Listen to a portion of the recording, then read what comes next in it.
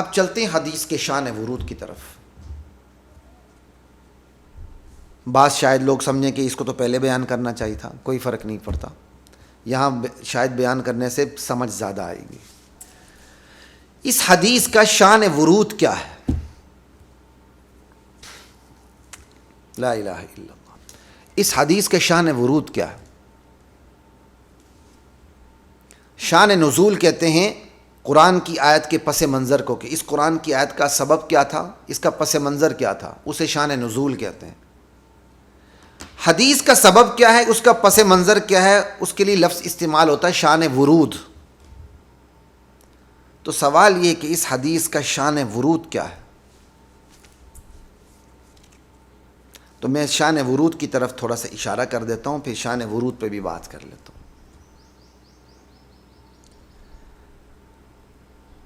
مضمون کی جو اندرونی شہادت ہے, آپ دیکھیں ذرا, انما الاعمال بالنیات وانما لامرئ ما نوی, یہ پورا مضمون اعمال کا دار و مدار نیتوں پر ہے. اعمال نیتوں سے جوڑ دیے گئے ہیں. ہر آدمی کے لیے وہی کچھ ہے جس کی وہ نیت کرتا ہے. جس کی ہجرت اللہ اور اس کے رسول کی طرف کے لیے تو اس کی ہجرت واقعی اللہ اور اس کے رسول کے لیے. جس کی ہجرت دنیا پانے کے لیے, عورت سے نکاح کرنے کے لیے, تو اس کی ہجرت اسی طرف ہے جس کا وہ ارادہ کر چکا ہے. اب یہ دیکھیں, اس پوری حدیث کے اندر بنیادی موضوع جو ہے وہ ہے نیت اور ہجرت. یہ حدیث کا جو مضمون ہے یہی بتا رہا ہے کہ یہ حدیث اس موقع پر آپ نے ارشاد فرمائی ہے, اور یہ حدیث اس موقع پر وارد ہوئی ہے جس موقع پر ہجرت ہو رہی تھی. لوگ مدینے سے مکے آ رہے تھے. یہ حدیث کا مضمون بتا رہا ہے. یہ اندرونی شہادت ہے شان ورود کے اوپر, کہ حدیث کا مضمون بتا رہا ہے کہ یہ حدیث کس موقع پر نازل ہوئی ہے. اللہ کے نبی بے موقع کبھی بات نہیں فرمایا کرتے تھے, موقع محل کے مطابق کلام فرمایا کرتے تھے. اب یہاں نیت اور ہجرت کی بات ہے, تو یہ حدیث کا جو مضمون ہے یہی اندرونی شہادت ہے اس حقیقت پر کہ حدیث کا شان ورود یہی ہے کہ ہجرت ہو رہی تھی. لوگ مدینے سے مکے ہجرت کر کے آ رہے تھے. ایسے موقع پر آپ نے یہ ارشاد فرمایا. ایک تو یہ اندرونی شہادت کو ذرا آپ سامنے رکھیے, اور دوسری طرف بیرونی شہادت کو بھی سامنے رکھیے, کیونکہ اندرونی شہادت کے ساتھ بیرونی شہادت کو ملانا ہے. اندرونی شہادت ہوگی تو بیرونی شہادت اندرونی شہادت سے ملے گی. بیرونی شہادت کیا ہے؟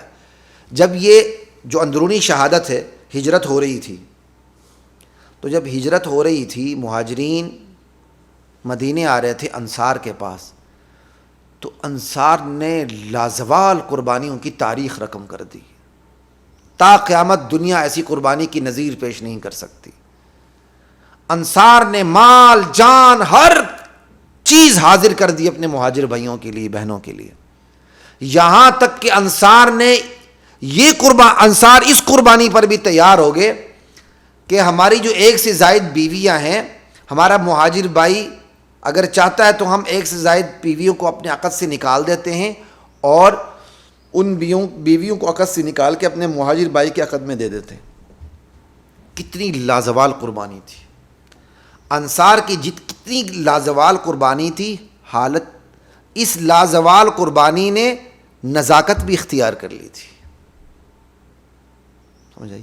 کہیں ایسا نہ ہو کہ کوئی کسی عورت سے شادی ہی کے لیے ہجرت کرے, یا چونکہ انصار نے اپنے مال جان ہر چیز پیش کر دی تھی, شاید کوئی دنیا کمانے کے لیے ہجرت کر لے.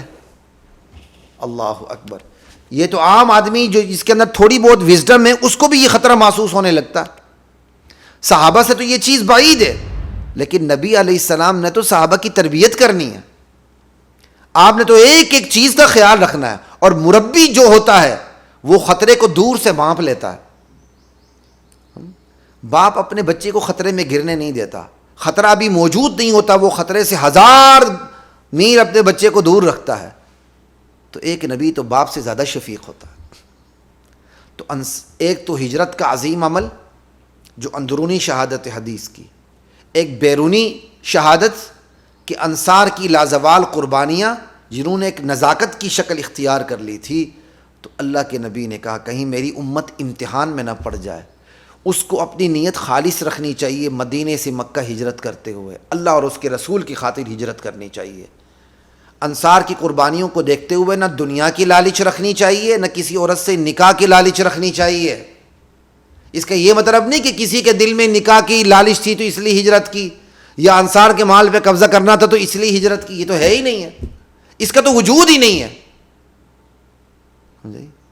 لیکن مربی کسی خطرے کو قریب آنے ہی نہیں دیتا، مربی تو تربیت کرتا ہے۔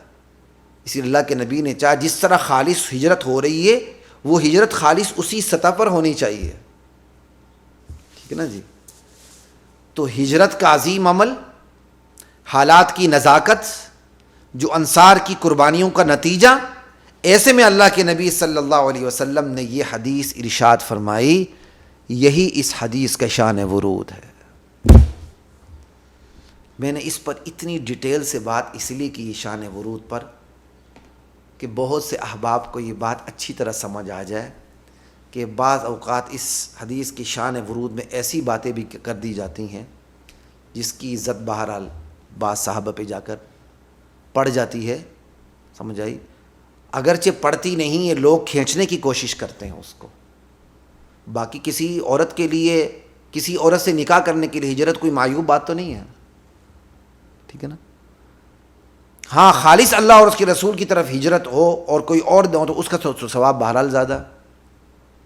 تو بہرحال میں اس طرف زیادہ نہیں جاؤں گا، انشاءاللہ کبھی زیادہ تحقیق کا موقع ملا تو پھر میں کھلا کے اس طرف جاؤں گا، لیکن آپ کو بس اتنا ہی بتانا چاہتا ہوں، حدیث کا شان ورود یہی ہے۔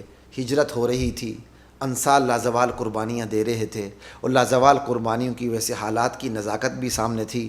نبی علیہ السلام کی وزڈم اتنی بلند تھی کہ آپ نے چاہا کہ میرے صحابہ اللہ اور اس کے رسول کے لیے ہجرت کر رہے ہیں، یہ اللہ اور اس کے رسول ہی کے لیے ہجرت ہونی چاہیے، اس سے نیچے ہی بندہ نہ اترے، مباح کام پر بھی نہ اترے، بلند ترین معیار کے اوپر یہ ہجرت رہے۔ تو آپ نے ضرورت کا احساس فرماتے ہوئے یہ بیان جاری فرمایا، یہی اس حدیث کا شان ورود ہے۔ لا الہ الا اللہ، اللہ اکبر۔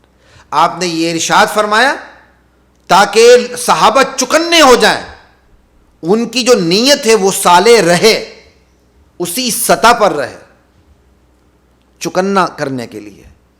اور پھر اس کے لیے مثال بھی ہجرت کی دی کہ ہجرت جیسا عظیم عمل بھی بیکار نیت سے تباہ و برباد ہو سکتا ہے۔ اللہ اکبر۔ ہجرت جیسا عظیم عمل بھی بیکار نیت سے تباہ و برباد ہو سکتا ہے، تو صحابہ چکنے بھی ہو گئے۔ اللہ اکبر، یہ ہے شان ورود۔ لیکن ایک بات کا خیال رکھیے گا، ہم نے قرآن کی آیات کے ساتھ جو سلوک شان نزول کو زیادہ حیثیت دے کر کیا ہے نا، بسا اوقات وہی ہم سلوک احادیث کے ساتھ بھی کرتے ہیں، شان ورود کو حد سے زیادہ اہمیت دے کر۔ میں شان نزول کا انکار نہیں کر رہا، مجھ پر فتوے نہ لگائیے گا۔ میں شان ورود کا انکار نہیں کر رہا، مجھ پر فتوے نہ لگائیے گا۔ میں تو آپ کے سامنے الحمدللہ اپنی بساط کے مطابق بڑے اچھے طریقے سے آپ کے سامنے شان ورود رکھا ہے، لیکن بات کہہ رہا ہوں مبالغے کی حد سے باہر نکلنے کی۔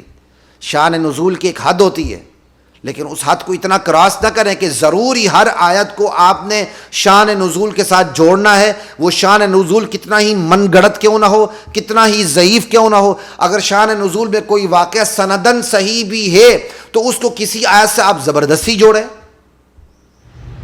ٹھیک ہے نا۔ اسی طرح ایسا نہیں ہونا چاہیے، بالکل اسی طرح ہر حدیث کو آپ شان ورود کے ساتھ جوڑنے کی کوشش نہ کریں، ہر حدیث کو کسی نہ کسی واقعے سے ضروری جوڑنے کی کوشش نہ کریں، چاہے وہ واقعہ کتنا ہی من گڑت کیوں نہ ہو، چاہے وہ واقعہ کتنا ہی ضعیف کیوں نہ ہو، بندہ اس کے ساتھ جوڑنا شروع کر دیتا ہے۔ بسا اوقات واقعہ بالکل درست ہوتا ہے، لیکن وہ واقعہ شان ورود کے لیے نہیں ہوتا۔ لوگ درست واقعے کو لا کر کسی کیا کہتے ہیں حدیث کی شان ورود سے اگر کوئی جوڑ لگا دیتا ہے تو واقعہ اپنی جگہ درست، لیکن حدیث اس واقعے کی وجہ سے نازل نہیں ہوئی، تو اس صحیح واقعے کو بھی جو کسی حدیث کے لیے سبب نہیں بنتا، سبب ٹھہرانا بھی غلط ہے۔ لا الہ الا اللہ۔ اس لیے محققین کی ایک بہت بڑی تعداد نے اس حدیث کے اندر جو مہاجر ام قیس رضی اللہ تعالیٰ عنہ کا واقعہ بیان کیا جاتا ہے اس کا انکار کیا ہے کہ اگر کیا کہتے مہاجر ام قیس رضی اللہ تعالیٰ عنہ کا واقعہ درست ہے، میں اس پر مزید تحقیق کرنا چاہتا ہوں کہ یہ کہاں تک درست ہے، تو علامہ ابن حجر خود لکھ چکے ہیں اس پر کہ بھائی یہ واقعہ اپنی جگہ درست، لیکن یہ حدیث کا سبب ورود یہ واقعہ نہیں ہے، لیکن خود میں اس پر خیر تحقیق تھوڑی سی کرنی ہوگی کہ یہ واقعہ سندن کہاں تک درست ہے۔ انشاءاللہ اللہ تعالیٰ نے موقع دیا تو اس پر بھی کسی وقت بات ہوگی، لیکن میں نے شان ورود اور شان نزول کی سامنے بات کی۔ شان ورود کو بھی اپنی سطح پر رکھنا چاہیے اور اسی طرح شان نزول کو بھی اپنی سطح پر رکھنا چاہیے، انکار نہیں ہے لیکن مبالغہ بھی نہیں ہونا چاہیے۔